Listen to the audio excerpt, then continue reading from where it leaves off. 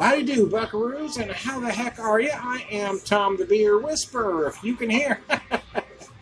I gotta do this every time. If you can hear Drunken Lullabies by Flogging Molly, I don't own the rights to Drunken Lullabies by Flogging Molly. Anyway, so my second beer of the day, as it were.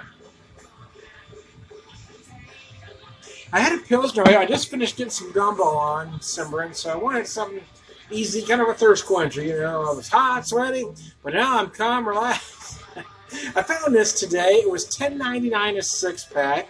A six-pack, mind you, for a Schlafly Double Pale Ale, Double IPA, 10% 80 IBUs. So by today's craft beer standards, $10.99 for a six-pack isn't bad. A lot of folks are selling a lesser ABV beer for that, or a 10% beer is going to be in a 4-pack. In many cases, more than $10.99. So Schlafly is a bargain. I think they're an underrated brewery. I've said in many videos because they're not one of the hip, trendy breweries, right? Whenever, especially when you get newbie craft beer drinkers, they always want to look for the certain trendy brewers rather than the classics. And Schlafly's a classic, man. They're doing beers as well as any of the trendy breweries in St. Louis, but they don't get the notice. That nose is very nice, though. I got to tell you, read from their label here. A Schlafly Double IPA is brewed with a collection of curated hops to highlight the intensity of this beer. As part of the hop allocation series, this is brewed in a small batch only once a year. Well, they're a little cryptic with that description as far as telling you what malts and hops to look for. But it is 10%, 80 IBUs. Again, a small batch beer for $10.99 a six-pack at 10%. That really is a bargain by craft beer standards these days. As you can see, that pours very nice. That head stays on there beautifully. The color, see, this is where I have some issues with color, is that I'm not completely colorblind in the fact that I don't see everything in black and white. I don't differentiate shades for certain colors I don't see. So if it's not a primary color, I have issues telling what color it is. I know that's green right there, but other than that, and that's green on the label, but as far as a specific shade, I really can't tell you. So the color to me, I don't know if you want to call it a deep golden, a light amber. I'd probably lean towards light amber myself, but hell, I don't know. What the hell do I know?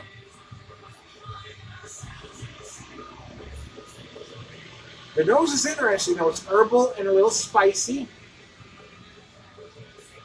Hints of citrus for sure, but I'm getting some herbal, pine, juniper-like notes as well. There's also some other lighter herbals coming on.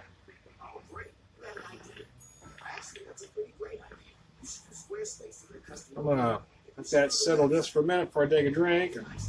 I'm getting close. Oh, yeah, that nose is very nice. Yeah, we're gonna take a drink. I digress, man.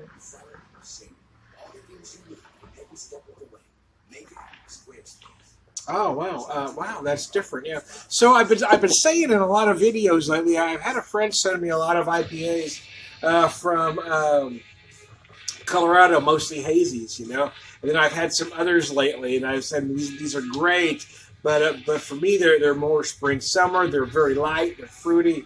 When it comes to the fall, which we are in, I tend to like an IPA with more meat on its bones, especially a double IPA, where you certainly have a lot of hops going on, but I want to feel some malt. I'm kind of an old school beer guy that way, and I'm kind of feeling that with this one. If you can hear UFO Lights Out on the rights to UFO Lights Out, it's a great tune, one of my favorites from UFO. The head is nice. I'm going to call that head kind of a beige or tan head.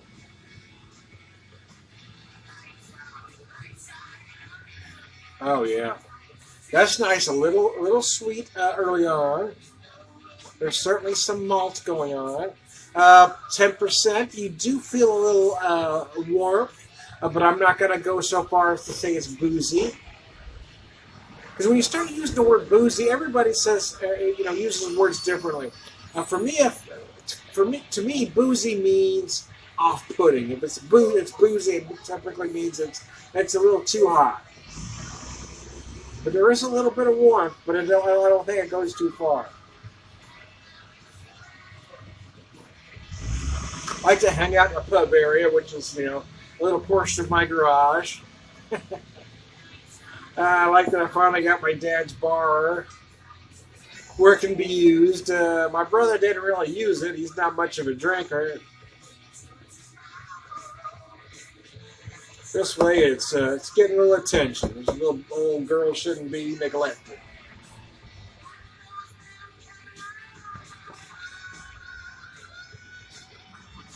So yeah, it is nice and malty. I almost feel like I get just the slightest hint of honey and brown sugar, but it's not a great big sweetness. Just to let you know it's there. I'm trying to discern the hops. I'm not quite there yet. Using my IPA glass.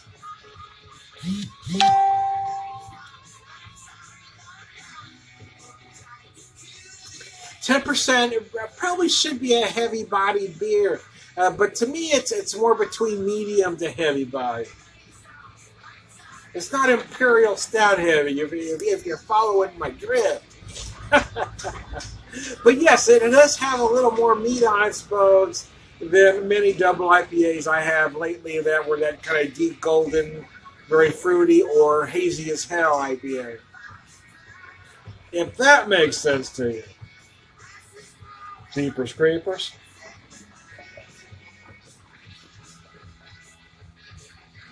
I like the finish though. Finish is very clean. I feel like I'm getting slight peppery notes in the finish.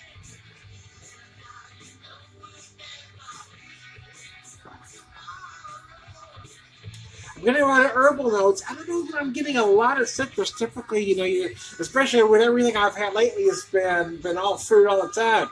A lot of citrus or a lot of tropical fruit, and I'm not really feeling those notes on this one, so I don't know what they're using. I'm getting a lot of herbal notes. It's very interesting.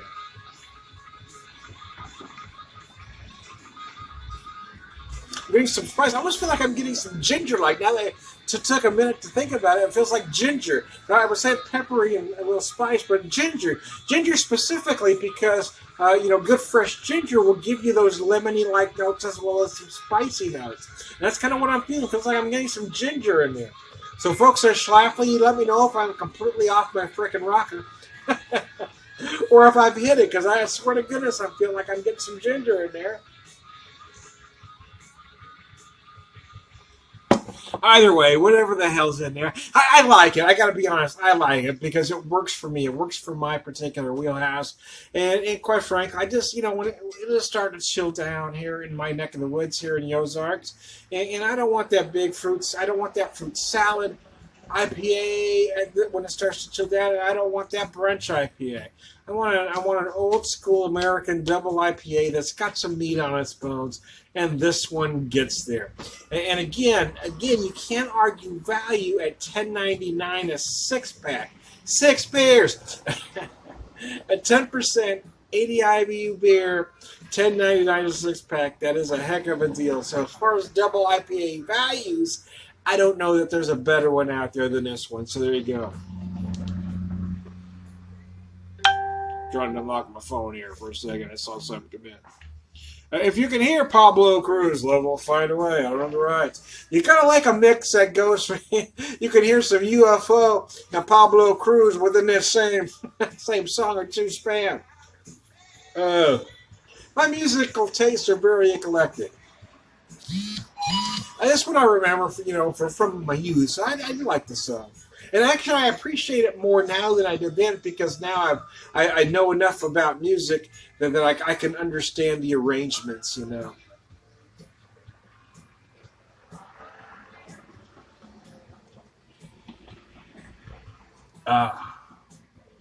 And there's IPA guys that get that little swirly action going. Anyway, I digress. Mother's Winter Grind just came out, and I haven't picked up a 6 yet, but I've got my Mother's Winter Grind glass ready to go. So I'll probably wait a week to buy that. I'm not ready for the coffee stouts yet, but it is cooling down. So.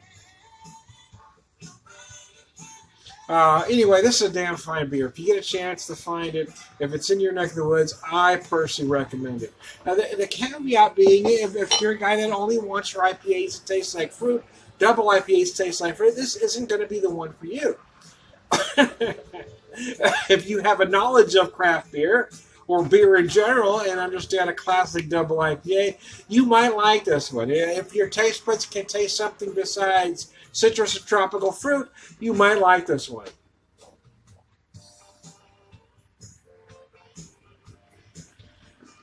But if we're talking quality, I don't know that it gets better than this. So there you go.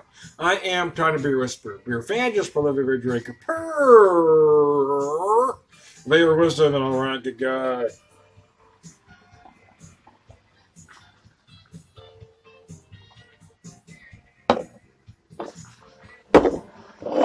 Take a break after this, big boy. I am Trying to Beer Whisperer. I want to say it one more time. Beer evangelist, prolific beer drinker, all around good guy. Remember, folks, life is serious. Beer shouldn't be. Take her easy and treat people well.